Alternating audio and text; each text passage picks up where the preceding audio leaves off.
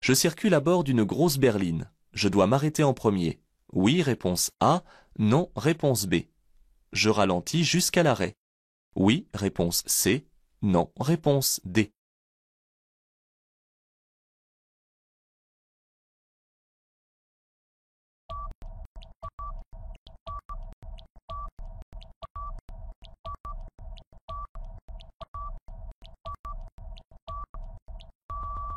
Pas facile de retenir la règle des croisements difficiles. À catégorie égale et sur le plat, il n'y a pas de règle, donc pas d'erreur possible. Les deux usagers doivent faire preuve de prudence en ralentissant jusqu'à parfois l'arrêt. Ensuite, il convient de voir pour qui c'est plus facile ou moins risqué de serrer au maximum ou de choisir une place d'évitement.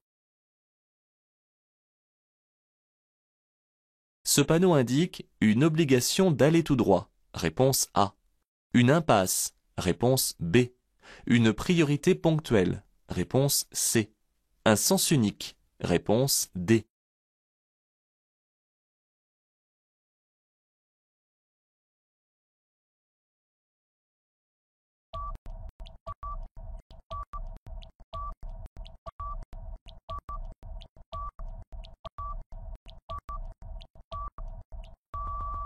Éviter les confusions de panneaux. Il est nécessaire de savoir exactement ce que signifie ceci. Ce panneau à fond bleu est carré. C'est donc un panneau d'indication qui précise que sur cette chaussée, la circulation s'effectue à sens unique. Si c'était une obligation, le panneau serait rond. Un itinéraire vert indique les grandes villes. Oui, réponse A. Non, réponse B. Est limité à 110 km/h. Oui, réponse C. Non, réponse D.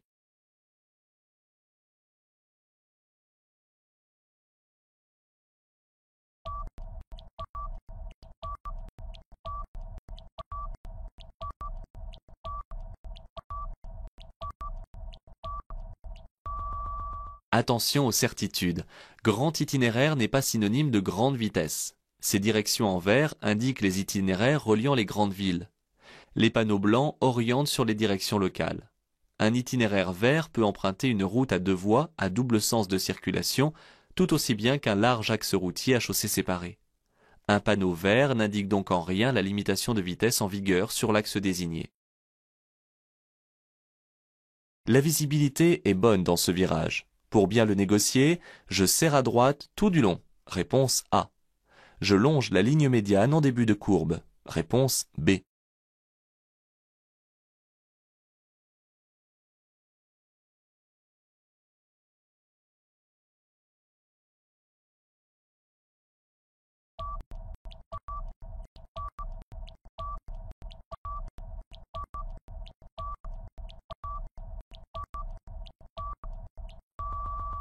Plutôt qu'un piège, il s'agit ici d'une difficulté. On dit qu'il faut toujours tenir sa droite. C'est vrai, mais autant que le profil et l'état de la chaussée le permettent. Sans quitter ma voie, je peux donc me placer au mieux pour voir dans le virage et le passer en longeant la ligne médiane au début, puis en resserrant à droite lorsque je vois la sortie de la courbe. Pour appeler les secours sur un téléphone, je peux composer le 15, réponse A, le 18, réponse B, le 12, réponse C, le 112, réponse D.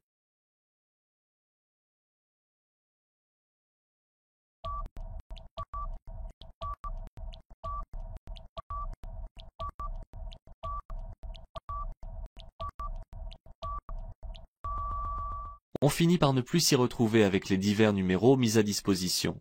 Sachons qui fait quoi. Normalement, le 112 qui est opérationnel devrait résoudre cette difficulté. Je l'utilise d'office avec mon portable s'il n'y a pas de poste fixe rapidement accessible ou de borne d'appel sur la route. Sinon, je compose le 15, le SAMU, ou le 18, les pompiers, qui sont les numéros traditionnels efficaces. Le 12 est un ancien numéro qui n'a rien à voir avec les secours. Ce poids lourd est à l'arrêt. Je lui fais signe de passer. Oui, réponse A. Non, réponse B.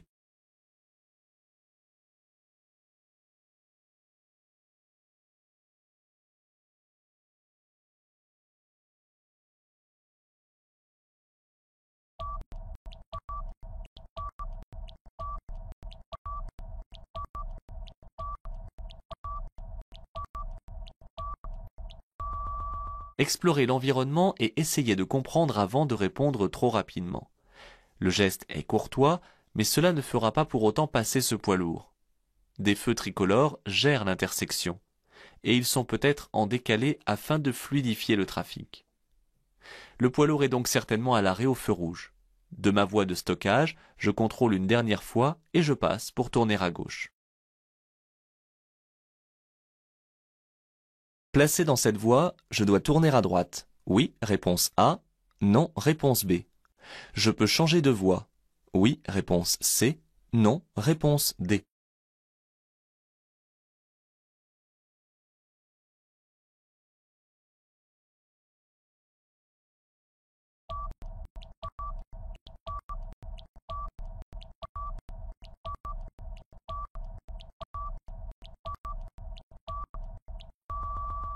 À l'approche de l'intersection, des flèches de sélection sont matérialisées au sol, m'indiquant la direction à suivre. Ici, je tourne à droite. Pour l'examen, puis-je encore changer de voie? Je commence par regarder dans le rétroviseur. J'ai déjà dépassé une flèche. Je regarde autour de moi, la circulation est chargée. Même à l'épreuve pratique, je ne change pas de voie car je vais alors gêner. Il aurait fallu me placer plus tôt. Il est obligatoire de revenir à droite après chaque dépassement. Oui, réponse A. Non, réponse B.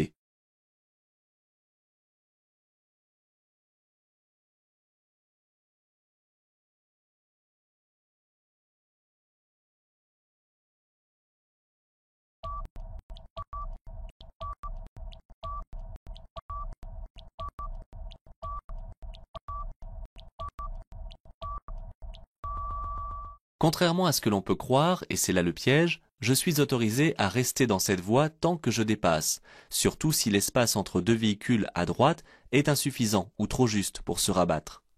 Je suis d'autant plus en sécurité ici du fait que la chaussée est à sens unique.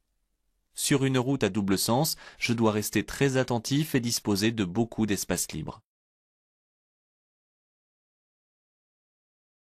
Je tourne à droite. Je serre ma droite. Réponse A. Je marque l'arrêt. Réponse B. Je cède le passage uniquement à gauche. Réponse C.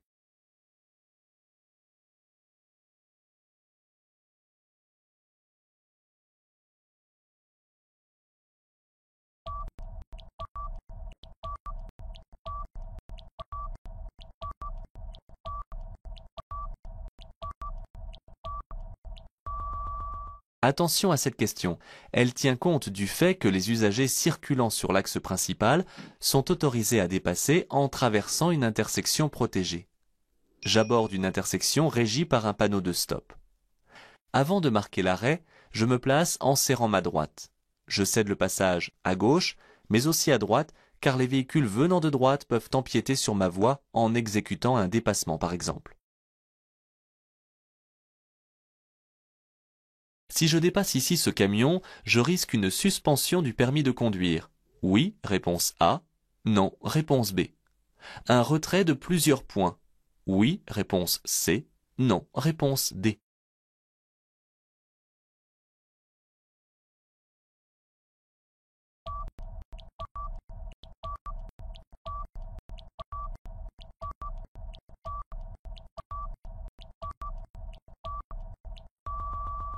Si vous ne savez pas bien, estimez la dangerosité. Soyez cependant rassurés, on ne vous interroge pas sur le nombre exact de points. Dépasser ce camion alors que la visibilité est limitée tient de la folie. La présence de la ligne continue trouve ici toute sa légitimité. Je risque une suspension du permis de conduire ainsi qu'un retrait de 3 points pour franchissement de la ligne continue, auquel on pourrait ajouter un dépassement dangereux, ce qui peut aboutir à 6 points de retrait grandement mérités. Dans cet espace, je peux m'arrêter pour répondre à un appel téléphonique. Réponse A. Consulter une carte routière. Réponse B. Appeler en cas de panne. Réponse C. Me reposer. Réponse D.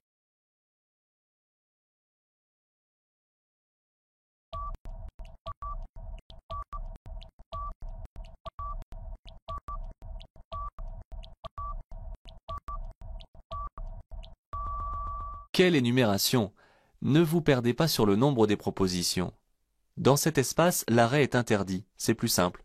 Je ne peux utiliser cet endroit qu'en cas de problème ou en urgence, un malaise passager ou une panne, ou encore pour signaler un objet ou un animal sur la chaussée. Enfin, j'utilise en priorité cette borne pour un accident. Je ralentis à 50 km/h au niveau du panneau. Réponse A. À l'entrée du virage seulement. Réponse B.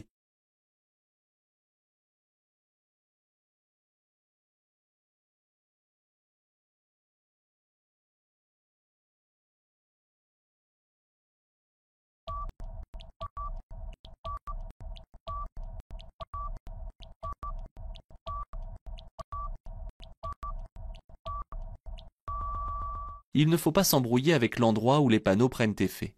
Le danger est situé à 150 mètres de ce qu'il annonce et une prescription prend effet au niveau du panneau. Sachant cela, la lecture de la signalisation est facile. Le virage annoncé à 150 mètres m'oblige à ralentir dès à présent à 50 km/h.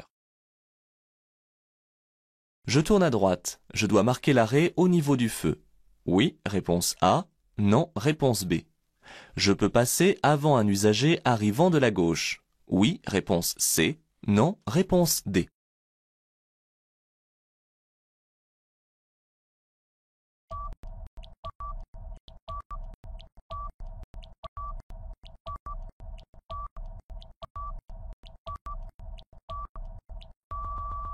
Attention, lorsqu'on apporte une précision dans une proposition, il faut en tenir compte.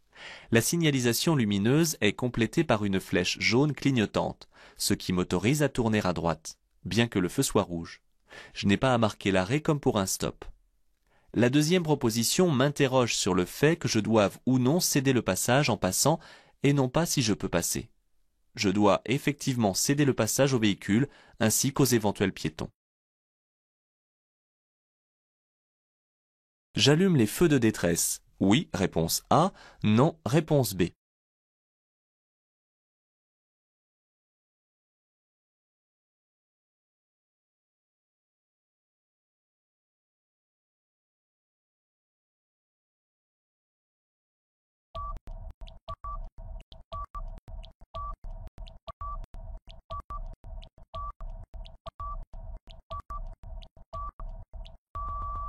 Ne confondez pas les situations entre la normalité et l'urgence.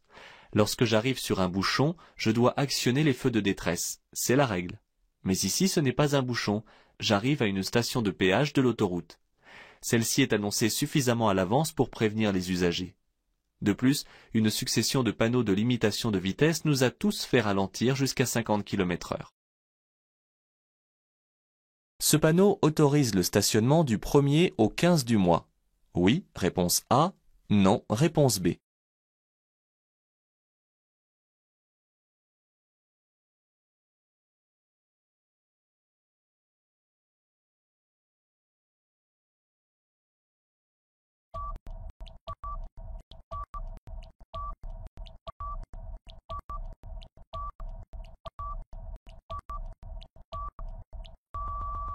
Ne cherchez pas les côtés pairs ou impairs des rues. Le panneau est en effet placé du côté où il interdit le stationnement durant la période indiquée. Cela simplifie le problème du stationnement semi-mensuel alterné. Du 1er au 15 de chaque mois, ce panneau interdit donc le stationnement du côté où il est implanté. Je pourrais dépasser après avoir croisé le cycliste. Oui, réponse A. Non, réponse B.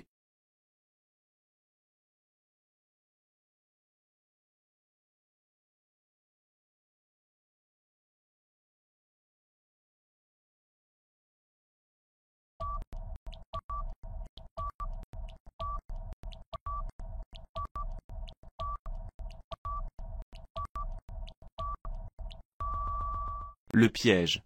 On vous détourne totalement de ce qu'il faut regarder en premier lieu. Cette question dévie votre attention du marquage au sol pour fixer votre préoccupation sur le cycliste. Mais il reste cependant la présence d'une ligne de dissuasion qui interdit les dépassements. Cette question n'est pas tordue car sur la route, cela risque d'être pareil. Vous risquez d'oublier le marquage au sol. J'augmente la distance de sécurité avant d'entrer dans un tunnel. Oui, réponse A. Non, réponse B.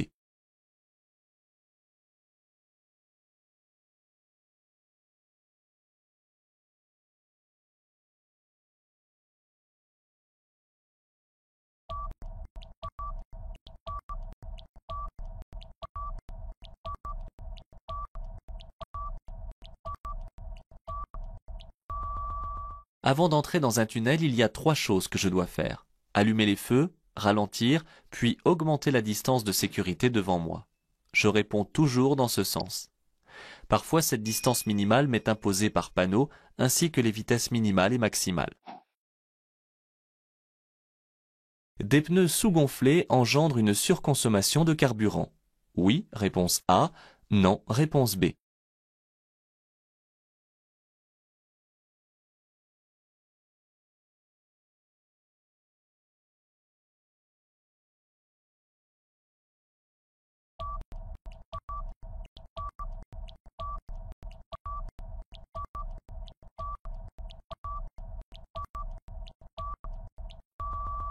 Contrairement à ce qu'on pourrait croire, il vaut mieux rouler avec des pneus surgonflés, ceci pour des raisons à la fois économiques et sécuritaires.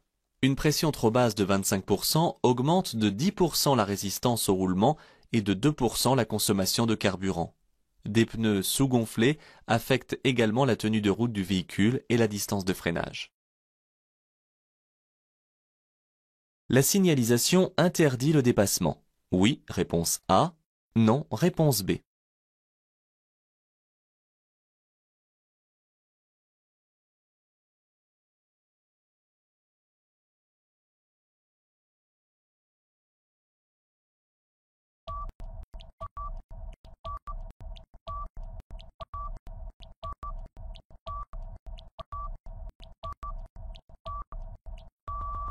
Les panneaux limitent la vitesse des usagers sur ce tronçon de route à sens unique. Le piège serait de croire qu'ils puissent interdire également le dépassement, cette vitesse étant réduite.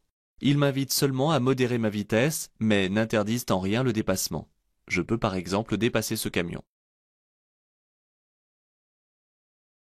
Si je ne respecte pas les distances de sécurité dans un tunnel, je risque de perdre des points.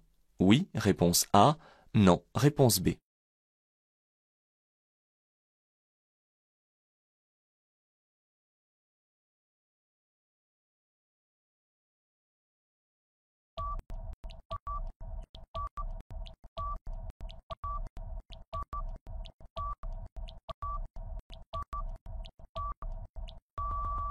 Il est nécessaire de respecter les distances de sécurité, quel que soit l'endroit où je me trouve. Dans un tunnel, les interdistances sont encore plus grandes, je dois aussi les respecter si la circulation s'arrête. En cas de non-respect, je risque alors, entre autres, une perte de 3 points sur mon permis de conduire. Après ce panneau, la vitesse maximale autorisée est de 90 km/h. Oui, réponse A. Non, réponse B. J'accélère franchement. Oui, réponse C. Non, réponse D.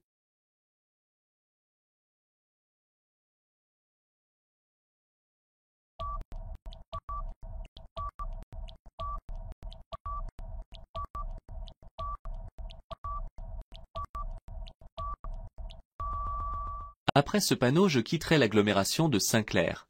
La vitesse maximale autorisée hors agglomération, sur une chaussée à double sens de circulation étant de 90 km/h, je pourrais accélérer.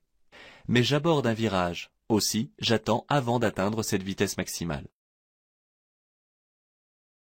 Sur ce large boulevard, le stationnement à contresens est toléré. Réponse A. Interdit. Réponse B.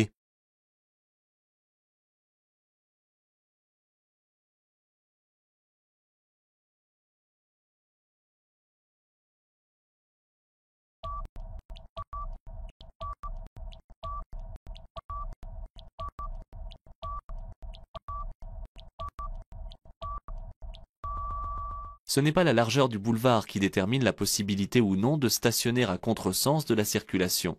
Ne tombez pas dans ce piège grotesque. C'est tout simplement interdit, sauf si la rue est à sens unique. Cet usager est donc en infraction. Les cônes placés sur la ligne médiane servent à guider pour observer une bonne distance de sécurité. Réponse A. À délimiter ma voie de circulation. Réponse B.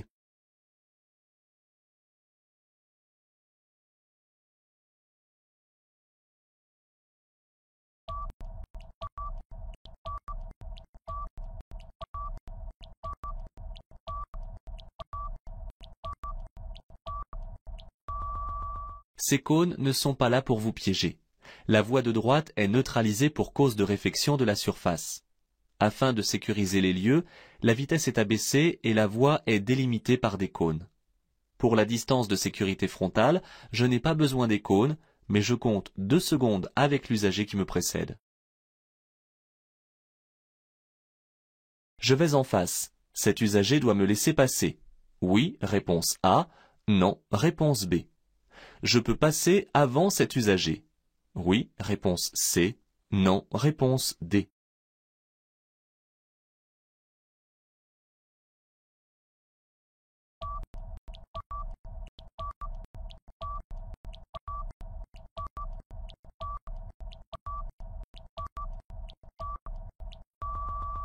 Double question qui déstabilise, car on s'attend ici à devoir répondre non à la deuxième proposition. Cet usager doit effectivement me céder le passage car il va couper ma trajectoire. Alors, qu'est-ce qui pourrait faire ici que je ne passerai pas? On cherche le piège que laisse supposer la deuxième proposition, et l'on est étonné de pouvoir passer. Ne vous en ferrez pas dans cette idée car il y a la règle et l'application de la règle. La réponse est oui pour les deux. Je peux sortir à droite. Oui, réponse A. Non, réponse B.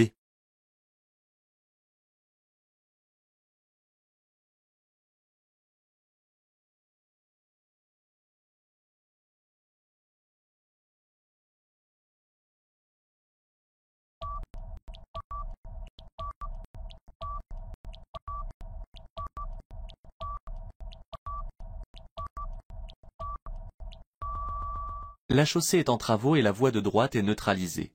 Elle est cependant dégagée pour permettre l'accès à la sortie. Mais la situation peut effectivement paraître piégeuse.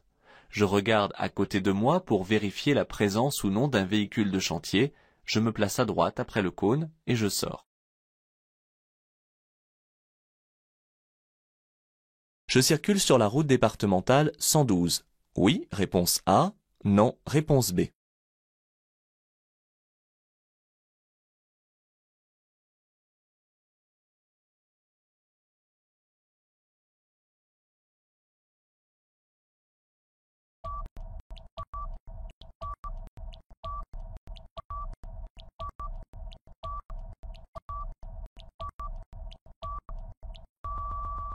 Il n'est pas toujours facile de savoir sur quel type de route on circule. Cependant, ici, il n'est pas possible de se tromper. Ce n'est pas la route départementale 112. Ce panneau annonce en effet une sortie et non pas les directions desservies si je continue sur cette route. La sortie, à 800 mètres, mènera sur la route départementale 112. Ce n'est donc pas la route sur laquelle je circule actuellement.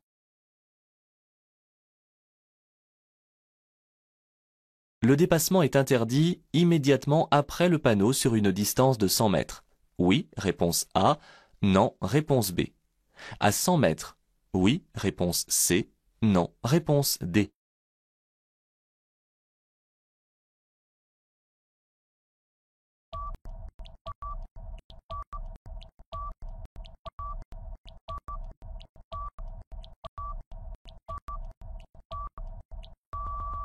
Un peu d'observation évite les erreurs. La signalisation m'interdit le dépassement des véhicules à moteur autres que ceux à 2 roues sans sidecar sur une distance de 100 mètres. L'interdiction s'applique à partir du panneau. Par contre, à 100 mètres, la circulation s'établira à sens unique. Je bénéficierai alors d'une voie supplémentaire pour dépasser.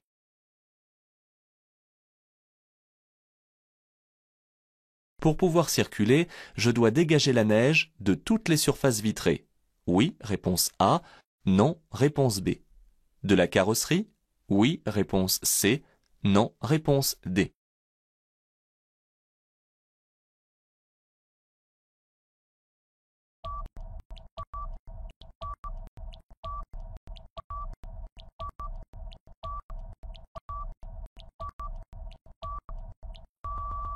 Il ne faut pas penser qu'à soi.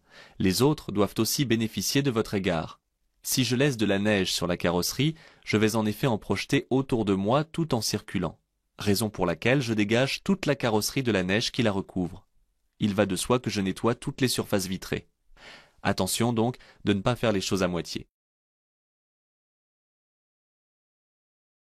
Le panneau vert indique la direction d'un grand itinéraire.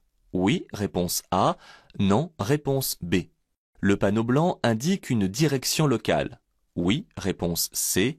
Non, réponse D.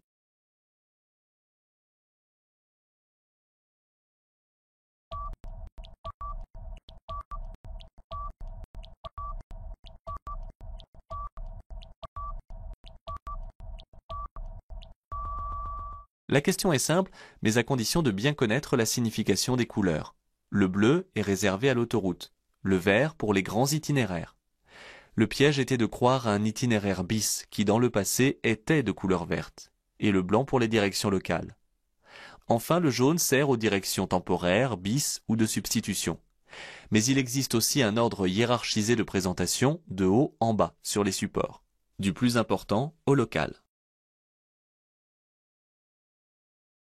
Sur autoroute, les panneaux de danger sont placés à plus de 150 mètres du danger signalé.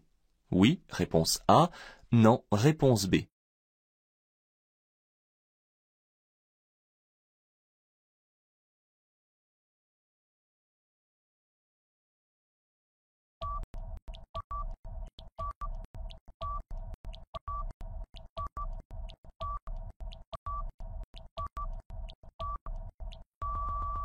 Au regard des vitesses usitées sur les autoroutes, les panneaux donnant une information sont placés longtemps à l'avance, afin de laisser le temps aux usagers de se préparer et d'agir. Pour cette raison, les panneaux de danger sont implantés au moins à 200 mètres du danger signalé. Le piège, c'est que sur autoroute, ces distances sont supérieures à celles plus connues de 150 mètres hors agglomération. Parfois c'est même 400 mètres avant, mais un panonceau précise alors la distance.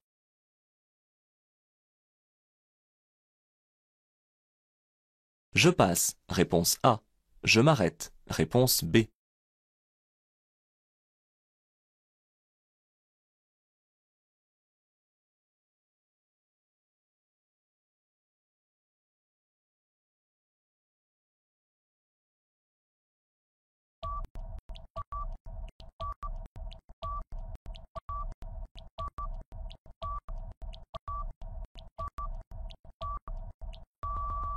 Attention, les feux ne comportent pas toujours des symboles en forme de flèche. Lorsqu'ils sont doublés comme ici, ils gèrent obligatoirement deux voies de circulation de manière séparée. La voie de gauche vient de passer au jaune, ce qui signifie l'arrêt. Mais la mienne est encore au vert. Je peux donc passer tout en prenant en compte qu'il peut y avoir des piétons qui traversent la rue à droite. Je peux m'engager dans cette rue si je suis riverain. Oui, réponse A. Non, réponse B.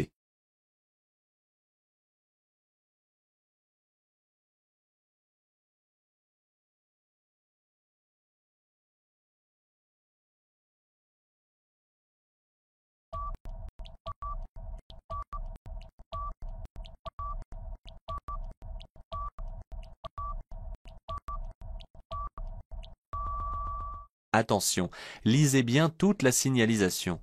Une rue barrée n'est pas toujours totalement interdite à la circulation. Si j'habite cette rue, la situation est claire. Je peux m'engager puisque le panonceau précise l'exception au sens interdit pour les riverains. Je peux profiter du rond-point pour dépasser ce camion. Oui, réponse A. Non, réponse B.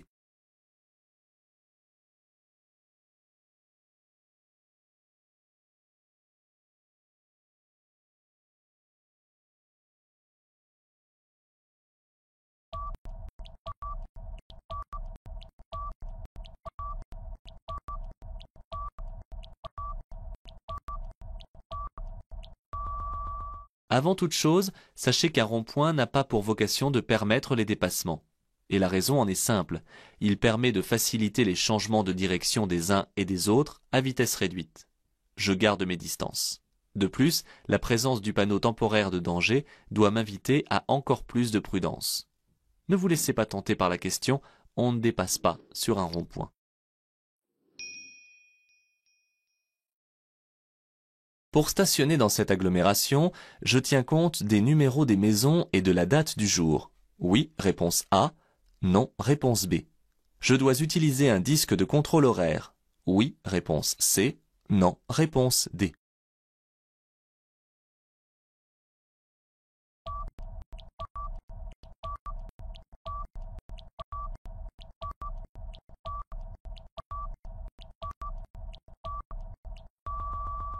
Attention à ne pas oublier une information donnée par ce panneau de zone. Il y a des chiffres et un symbole. J'entre dans une agglomération où le stationnement s'effectue par alternance semi-mensuelle. Pour savoir de quel côté stationner, il faut en effet tenir compte de la date et des numéros des maisons. Mais la durée horaire est aussi limitée, comme l'indique le symbole du disque, dont je dois me servir en le plaçant derrière le pare-brise. Je peux stationner sur l'accotement de gauche. Oui, réponse A. Non, réponse B.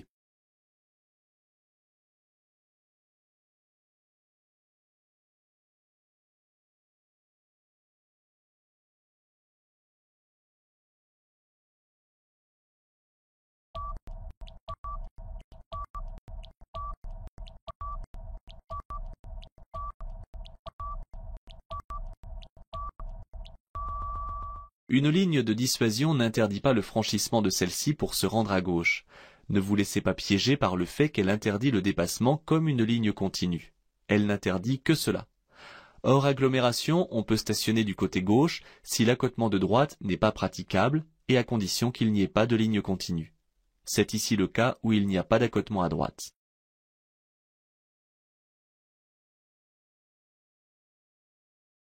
Cette balise positionne l'intersection. Oui, réponse A. Non, réponse B.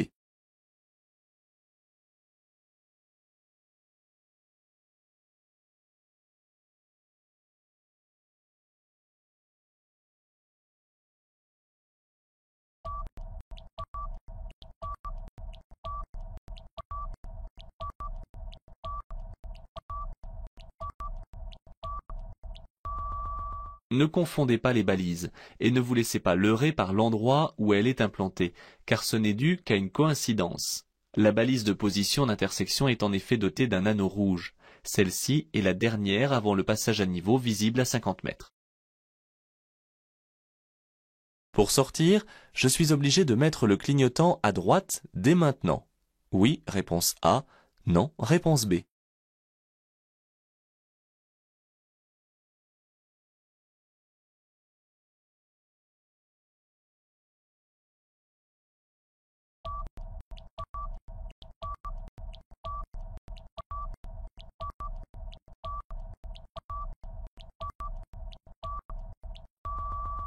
Tout changement de direction doit être signalé afin de prévenir les autres usagers de mon intention. Mais le piège, c'est qu'il ne faut pas non plus s'y prendre trop tôt, car l'information risque alors de ne pas être comprise. Les autres usagers pourraient croire que mon clignotant est resté bloqué. J'avertis entre 200 et 300 mètres avant de sortir, c'est suffisant. Pour économiser du carburant et préserver l'environnement, je coupe le contact dans cette descente. Oui, réponse A. Non, réponse B.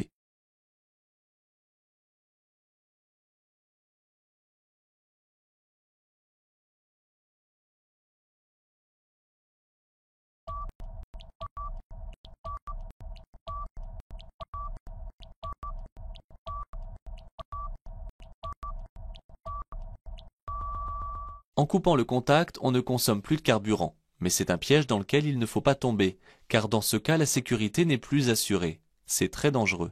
Et cela ne sert à rien puisqu'en relevant le pied de l'accélérateur, cela suffit pour couper l'arrivée de carburant et donc consommer moins. Cette étiquette identifie le niveau de pollution de mon véhicule. Oui, réponse A. Non, réponse B.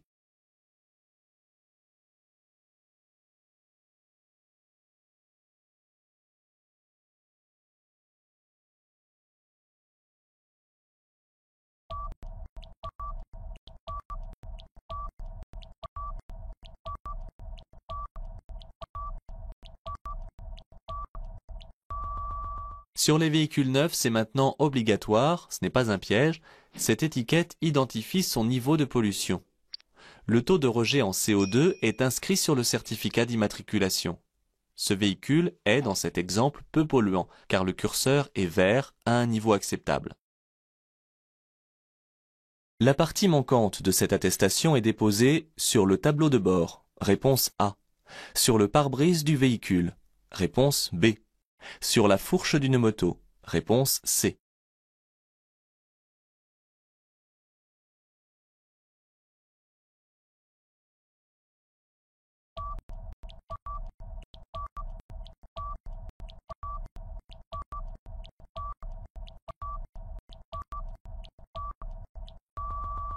L'attestation d'assurance est composée de deux parties, l'une qui reste avec le certificat d'immatriculation du véhicule et qui doit être montrée lors d'un contrôle routier. L'autre partie, celle qui a été découpée en haut à gauche, c'est la vignette. Elle doit être glissée dans la pochette transparente collée en bas à droite du pare-brise du véhicule. Le piège de la question, c'est que vous devez savoir où cette vignette doit être apposée si votre véhicule est une motocyclette. Elle doit être collée sur la fourche ou sur le guidon.